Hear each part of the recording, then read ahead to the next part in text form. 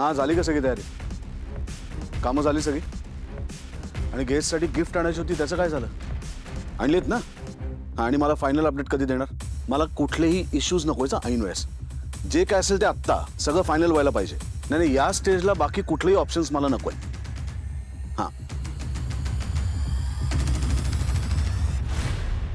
कर कर सगळी तयारी कर. तू केलेली तयारी कशी बिघडवायची ते बघायला मी आहेच.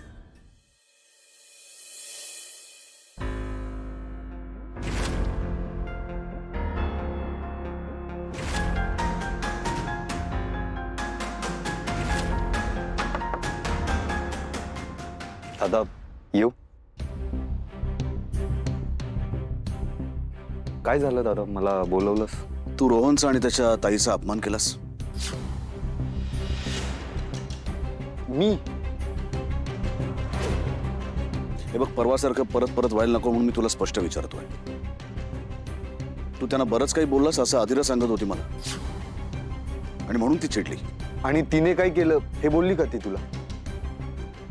ते मी बोलणारच आहे, पण तू सांग तू काय केलंस? दादा मी खरंच एवढं काहीच बोललो नव्हतो. आणि आदिराचं तुला माहितीये ना कशावरूनही चिडते ती. आत्ता सुद्धा एवढं काहीच झालं नाहीये दादा. तिने ना नक्कीच ओव्हर ड्रॅमॅटिक व्हर्जन सांगून माझी चुगली केली असणार. हे बघ तिचं वर्जन तुझं वर्जन हे असलं मला काही नकोय. मला खरं काय ते सांग. दादा मी सांगतो तुला. बघ मी कॅज्युअली बोललो होतो. चुकीचं किंवा वाईट असं काहीच बोललो नव्हतो. आता हे तर खरं आहे ना की इथल्यासारखी लाईफस्टाईल आदिराला तिकडे सासरी मिळणार नाहीये. हेच मी तिला मेंटली प्रिपेअर व्हावं म्हणून सांगत होतो. इनफॅक्ट मी तिला हेही सांगितलं की एवढे महागाचे कपडे घेऊ नकोस कारण त्याचा मेंटेनन्स नंतर त्यांना करावं लागेल. यात काही चुकीचं बोललो का मी? ती तर मला अजून बरंच काही सांगत होती तू बोललास म्हणून. दादा तू हवं तर रोहनला विचार. मी खरंच काय बोललो नाही दादा. उलट तिने ना नेहमीसारखा तमाशा केला. मला पब्लिकमध्ये ह्युमिलिएट केलं. माझं इंटेन्शन चांगलंच होतं दादा. अंशू इंटेन्शन चांगलं जरी असलं तरी सुद्धा सांगण्याची पद्धत जर चुकीची असली ना तर त्यांनी गैरसमज निर्माण होतात.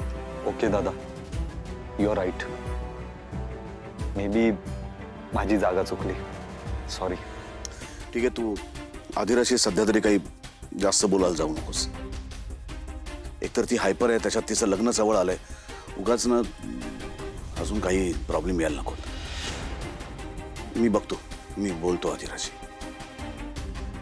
ओके दादा येऊ मी. गुड नाईट दादा. Good night.